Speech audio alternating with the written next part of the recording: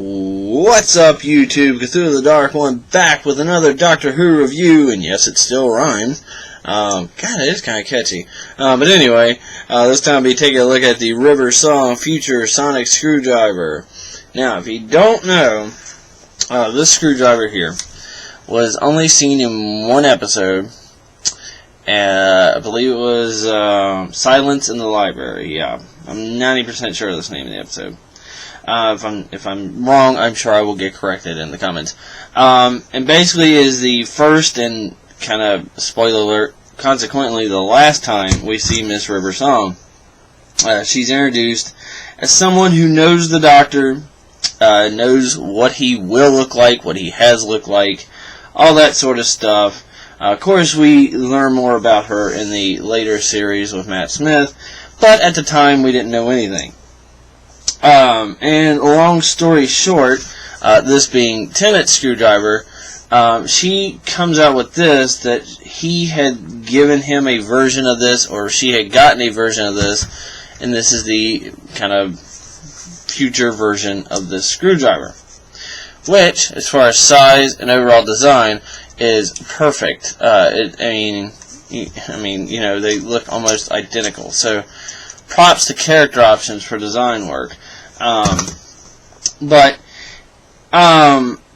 it's interesting now because, you know, at the time, you know, we had no idea Tennant was leaving or anything like that, and, you know, but it's interesting, and she hasn't used it since, or even had any type of sonic device since. She has a vortex manipulator that she uses to travel through time.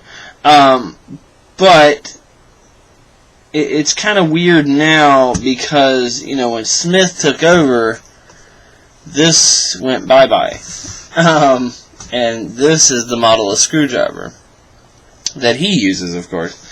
So it's just interesting to wonder how in the world, if she's from possibly that far in the future, how it ended up being a future version of a screwdriver that isn't used anymore. In fact, if memory serves, maybe at the end of time, maybe this even got destroyed. I can't remember. Could be wrong. So that's just kind of something cool. I hope they go back to it at one point in time. I think it honestly might be one of the few kind of, I guess, plot holes in the writing of the show, that they just kind of didn't think that far ahead, sort of thing, you know. But other than that, it is a very cool little Sonic. I love the look of this thing. It's spot on. Like I said, it definitely gets it. This is an older version of this. You get the same kind of marbly design, the same, you know, kind of iconic looking tip, of course, with added stuff, and like I said, I just really love how close they are, and I think that's, to me, is important. You know, some toy companies wouldn't design it that well, or you know, show that it gets turned into a toy. So that's really cool. And I also like it just because overall, I think it has a very almost steampunky feel to it. You know, you kind of get the copper that's weathered and stuff like that. It's got like the little mold and blech on it that's painted on there. It's actually painted detail. And yeah, it's just really cool. If nothing else, you know, like I've said in the other ones, there's not much to these as far as toys go, as a toy aspect. It's just kind of, it lights up, it makes sounds, and it's cool, and you buy it because you love the show. It does not extend, but I don't believe we saw it extend in the show. Its activation button is here on the top. It does have a couple added little features which are really cool and nods to that episode. The most notable thing being this little hatch here that comes off. And again, spoiler alert, even though that episode is ancient now. And you can see the neural relay that ends up being how he saves River in the end. I'll show you that in a second. Another cool thing, if you remember that episode, I believe he was trying to get a grate or something open, and his wouldn't work. And of course, his being a blue light, and she kind of says, well, use the red setting. He goes, it doesn't have a red setting, and of course now the colors switch back. It has the standard blue, but if you tap this button for a couple seconds, or press it once, it switches to red, which is kind of dumb cool. And I think it automatically just goes, because I know the last time I used it I had it on red, so I guess maybe after a while it just switches back to blue automatically. And then, like I said, we were both introduced to and saw, I guess, sort of the end of River's song. I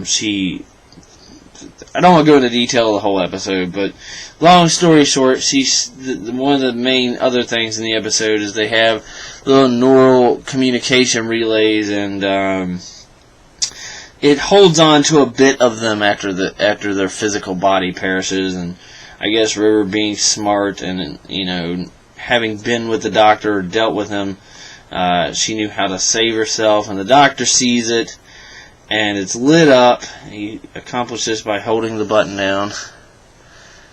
And of course in the show it fades away here. It's kind of a bulk light. In the show, it was each of the bars, like all the bars would be lit, and then it goes down to that one, that one, that one, that one, that one. And of course, last minute save, and he saves her in the library, and la-di-da-di-da. River is alive in one form. But that's kind of cool that they included that, you know, something completely unnecessary that they just kind of threw in there, and the hatch just slides back on. And in case you missed it, the button for activation is right here, above my thumb. You get the classic sort of old school screwdriver buzz. You see it sounds almost identical. So yeah, I mean, pretty cool.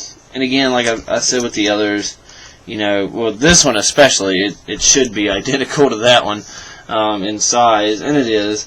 And there it is next to the Masters. And there they all are next to the 11s, who is huge. And in case you're wondering, there they all are next to a can of Coke. I said in the other reviews, they don't seem, as far as scale, out of place. Like, it feels right when I hold it, and I mean, I got pretty humongous man hands.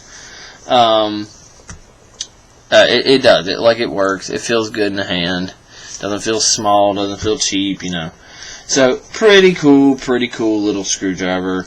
Like I said, interesting story note that I wonder if they'll ever... My 11th just popped open in case you're wondering what that was.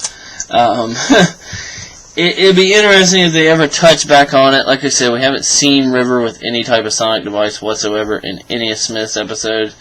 So, presumably, whenever she gets this version or comes up with this version, it's after this or after what's been happening or something like that. But like I said, it's kind of interesting that it's a future version of this model, which at the time made perfect sense, but considering this model got replaced with this, kind of makes you wonder. Like I said, I hope they go back and touch on it somehow, but until then I guess it'll just be a fan nitpicky possible plot hole gripe. But other than that, pretty cool little toy, and we'll see you next time.